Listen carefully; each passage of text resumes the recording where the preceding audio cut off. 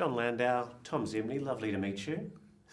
Bruce Springsteen, welcome back to Radio Nova. Can I say that because we are Dublin's #1 radio station. You are on Radio Nova, the radio show you did during lockdown, from my home to yours. Yeah. We broadcast that exclusively in Ireland. I want to say thank you with some potatoes. Woo! The Irish crisp. Sounds I hope great. you've enjoyed. Let's check one out. You can share them. When are you going to do more radio, Bruce? I did a show a couple of months back with my old pals, and then I did one more on California, but, you know, it was sort of about the pandemic and just staying in touch with the fans during the pandemic. And I enjoyed it tremendously. Every musician wants to be a DJ at some point, you know? You're a good one, though. You know, so Can I invite you to our Christmas party as well in Dublin? All right, I had a good time, you know? Tom, you travelled to Dublin to capture the fans. I see Jimmy the Barber, the super fan in there, talking about his love of Bruce. Bruce enjoying the potatoes. Ooh, they got a kick. Do we see specific Croke Park footage in there? I hope I saw it. Oh, absolutely. Yeah? Yeah. No, that was a highlight from the filming experience. The crowd just coming in, I'll never forget. Just the energy before the show started, and you know, it was an amazing experience to go throughout Europe, but especially that. It was our greatest Dublin show, that show. You've done a few now. I know, that one was, that in my mind was our greatest Dublin show. I remember the sun was shining upon you on that first Beautiful. show. And it hadn't been out for a while. You know what, like Ireland's Yeah, like. I mean, it was just a great day. The audience was incredible. And just, you know, Dublin was shining, and we had a fabulous time. Jon, what is the secret if we were to bottle the Springsteen factor? What is the secret if you were to try and tell a young person these days to be Bruce, to be even close to Bruce? Well, the secret is, and it's really simple, and I'm giving it away for free here. Okay, exclusive. The way back when we first met up, I seem to just somehow remember us talking 50 years ago.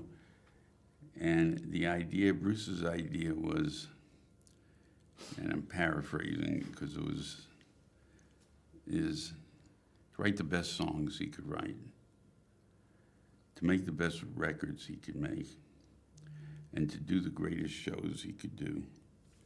Those three things. And that's exactly what he's done from then till now. And along the way, we've added, well, a great book, Broadway show, these modern films that we've been making now for a while with Tom, such as Western Star's Letter to You, now this film. But the core of it was the songs, the albums, the shows, and to do those three things as well as you could possibly do them. And I believe that's, I think that's the heart of the matter, you know. That's it. That's our job. You say it in the documentary, Bruce, you say that a song changes when you play it live, and that's the whole point. What changes? Well, I may have a song I think is going to play great. I go out, it does not necessarily play great. Maybe it just plays good, all right? So you learn a little something there. You may have a song that you don't think is going to play that well. It goes out, people love it for some reason. So it's the old story of no plan sustains contact with the enemy, you know, as they say in the military.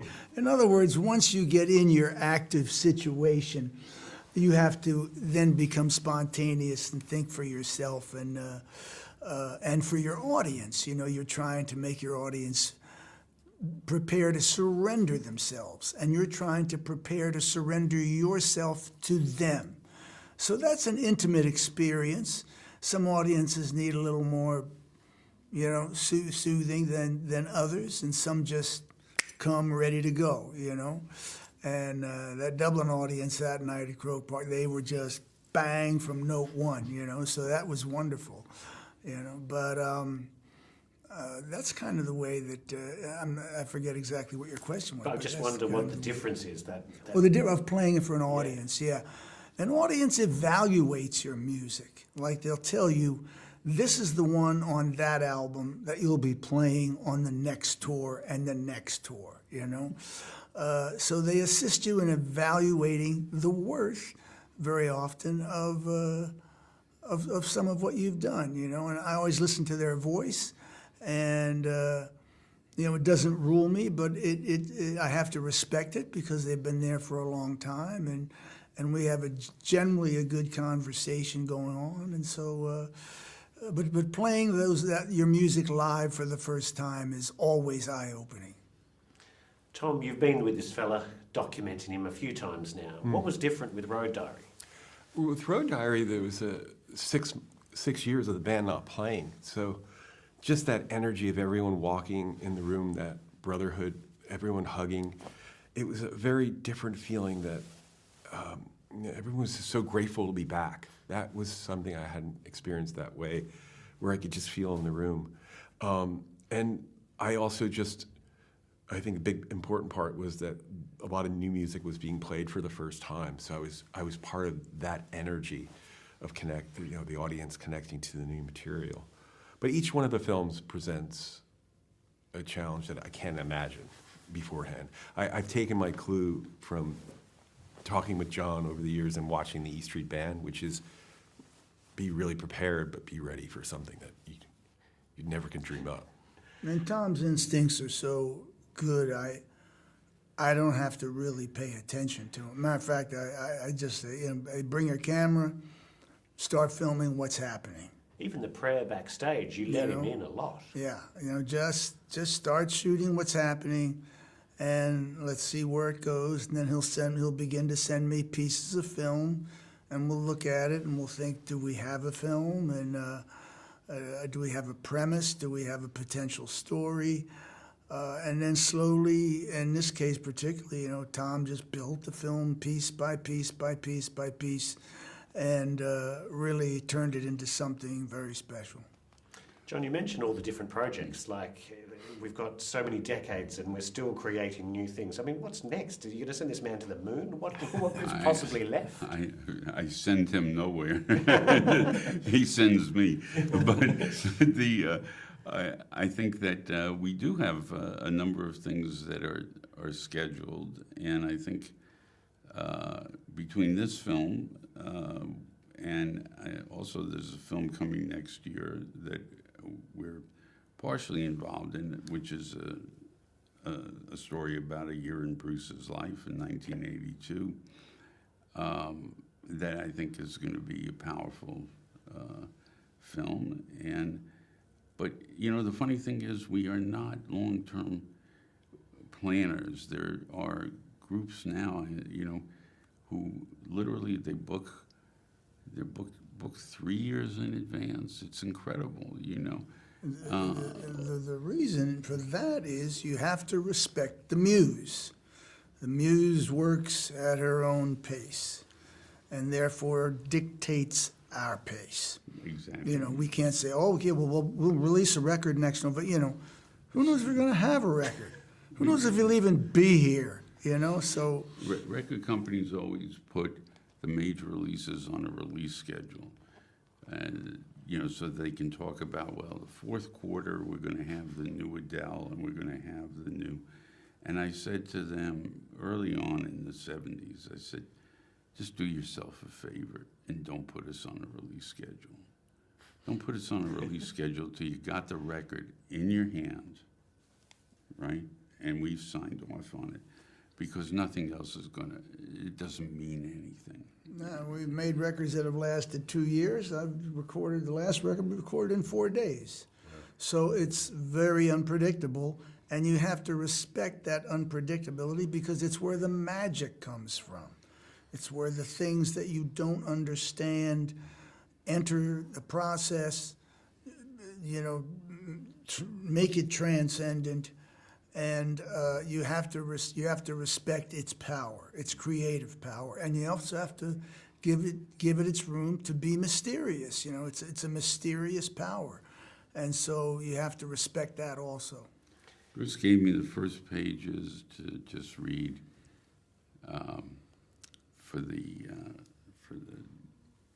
autobiography for Born to Run at a certain point, and he gave me the whole book to read. I didn't read he didn't show me very much during the writing of it.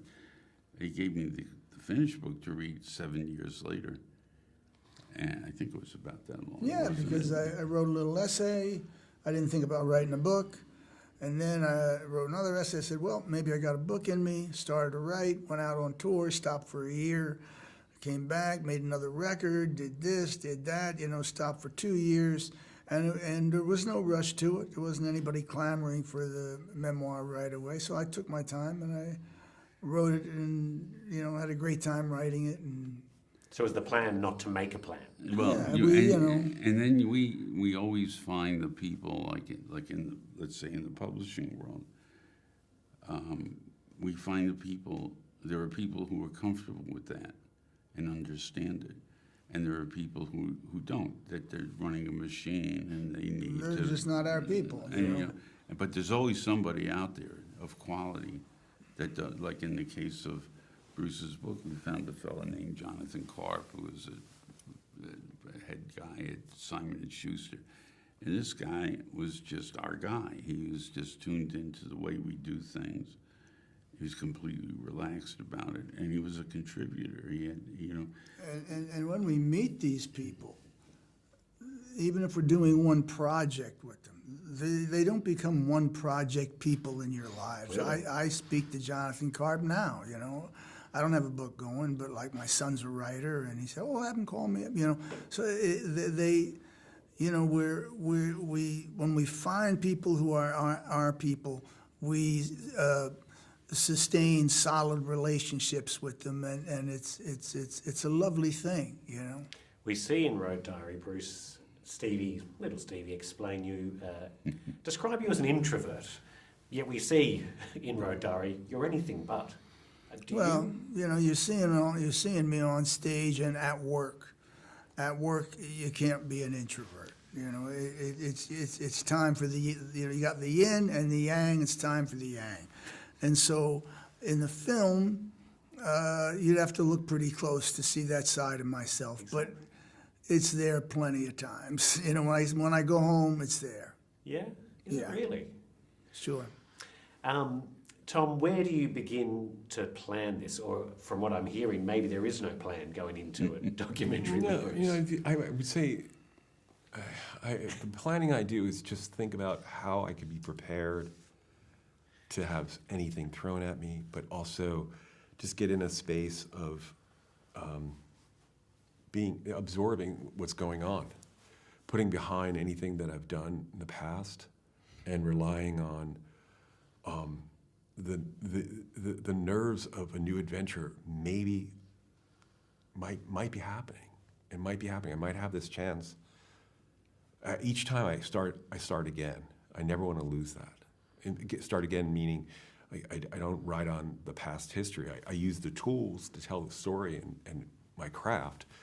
But I arrived at Road Diary waiting to witness something and keeping my eyes open. And that keeps me in a place of looking at the dailies. Thom does several things very well. One, tremendously flexible. Very important, because as we said, we don't plan. The work is the plan. The work tells us its schedule, tells us its plan. Anybody working with us has to be comfortable with that. Thom's very comfortable with that. Thom has an emotional instinct that syncs up with mine and John's and everybody that works with us very well. So he just immediately slipped in and felt like a member of the band, So he can be around doing his work and nobody looks or thinks twice about it and just goes on about their business. So he has the invisibility that gives him an enormous amount of access, And then he's just got his pure talents as a filmmaker, where he just kicks ass, man. He just brings it to you live, and it's exciting, and it's powerful, and it's pounding. And but can also get the emotional subtext of whatever you're working on. Those are really that's a wide bag of tricks, you know. And Tom's been doing it for 24 years, and once again, he's just a permanent part of our family. You talk about your influences in the documentary a lot as well, and I know Elvis is one of yours. I asked the people of Ireland, the listeners of Radio Nova, what would they ask you, Bruce? And one of our listeners, Shay Donnelly, wondered if there was one song you could have written, what would it be? Very easy. Well, Fairy Tale in New York is a pretty beautiful song. Rainy Night in Soho, incredibly gorgeous. Body of an American, so I'm talking a lot of Shane here, you know? But because he was one of the great writers of the past, you know, half century, that all of those songs were just wonderful songs. But I regularly hear something where I'll go, yeah, I wouldn't have minded writing that one, you know? That was a pretty good song. Was there anything you passed Jersey on? Girl. Jersey Girl, Tom Waits. You know, Tom Waits. He let me add one verse, which I really have to thank him for. Right. Yeah. Do you consider yourself Irish? I mean, you're Irish, Dutch, Italian, American. Right. Like, what is it about? Well, Little the Old Ireland? reason I'm very connected to the Irish is because I was brought up by very old country Irish people. They lived on a farm. They moved into town. We had the first church service and the first funeral in our house. We had 5 houses on the block, same block, all filled with Irish, and one Italian outpost, you know. And so I was really brought up by the Irish side, and I think that's where the introversion and a certain part of my material comes from. But then I was also brought up, I was around the Italians a lot, and they gave me a certain innate joyfulness that I think if you come and see the band and, you know, people cracking jokes and having fun on stage, that, you know, my mother's influence, Italian influence is there pretty distinctly. What the Dutch does, I'm not exactly sure. It just adds a little spice to everything, I guess, and there we are. I mean, you're born in the USA. You are, and we see that in Tampa in the Vision and Road Yeah. Diary.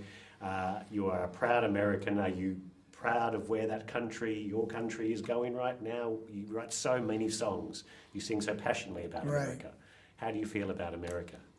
Well, we are in a state of flux at the moment. I tend to be optimistic and believe that it will pass and the country will stabilize itself again. You know, I think that we're living through several things. One is the effects of the post-industrialization of the United States that left so many people out once manufacturing left the country, you know. And there was a lot of people who were angry about it and look at Trump as a protest candidate.